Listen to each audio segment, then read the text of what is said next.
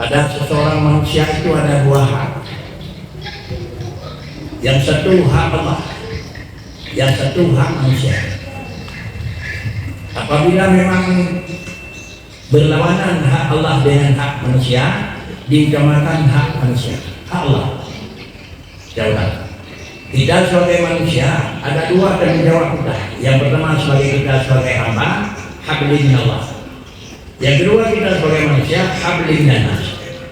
Nah, kemudian pada seorang perempuan itu juga dia ada dua hak. Yang satu hak dia sebagai hamba yang Allah, yang satu dia sebagai manusia sebagai hak dia manusia yang manusia. Manusia yang punya yang diatur hak oleh Allah kepada seorang perempuan dua. Sebelum dia menjadi seorang istri, dia hak antara dia sebagai anak dengan ayah. Sesudah dia mengalih daripada posisi biasa telah menjadi kepada seorang istri, karena kemudian telah berpindah hak, bukan tidak ada lagi hak, tapi sudah dipindah hak pertama. Dia bukan lagi haknya kepada ayah, tapi haknya kepada istri, pada suami. Maka haji yang pertama, umrah yang pertama itu hak Allah. Haji dan umrah kedua bukan lagi hak Allah. Kalau hak Allah sama itu bukan lagi, dia itu haknya pada istri, pada suami. Tidak boleh meninggalkan hak suami ke sana, karena hak suami. Oh, kalau suami siang mengizinkan, izin yang kira-kira dilarang oleh syarak itu tidak boleh. Suami udah nggak ada. Walaupun boleh kata suami, tidak boleh. Karena dia masih ada hak. Terus yang mencari pada dia bayangin. Itu suami hanali. Hanya sih.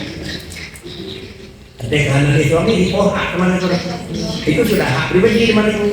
Hak pribadi adalah tidak boleh karena Allah melarang kira-kira ini bebas hamba manusia yang sifatnya perempuan. Terus terjadi diizinkan oleh agama ada barang yang mesti, barang yang mesti itu boleh. Sedangkan barang yang tidak mesti itu tidak boleh. Ini yang terakhir. Baru ingat yang kedua. Karena dalam kita didik karena dia takut karena fitnah. Yang bilang kita fitnah. Nyok tidak benar orang nyok fitnah tidak lain. Kebiasaan adalah bisa jadi adalah matpe majaro itu bisa jadi matpe majaro itu. Tetapi kebiasaan asal kadis barang yang berharga kata aja. Barangnya barang berharga. Walaupun sekarang tidak ada lagi harga. Bukan lagi tidak ada harga. Barang masih barang asli berharga. Barang macam barang berharga. Walaupun tempat dihanam harga ini. Dan hukum barang berharga tempat harga. Manusia perempuan itu adalah menggunakan Al-Quran wala yubdina zinatahunna. Pada kamu perempuan jangan kamu nampakkan akan hiasan kamu. Hiasan lebih lemah. Kamu perempuan itu hiasan. Mereka kadang-kadang nenek kasih rontong pun anak hiasan dia itu hiasan. Wala yubdina zinatahunna. Cuma pakai dia hendak dekal pulang tu kakak mimpi nyoblok pakai kudaran atau kita dari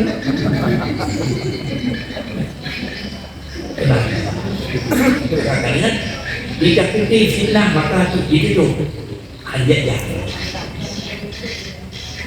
Adapun alasan hajatnya apa dan terjadi alasan hajatnya alasan hajat dewanya yang orang hajat kan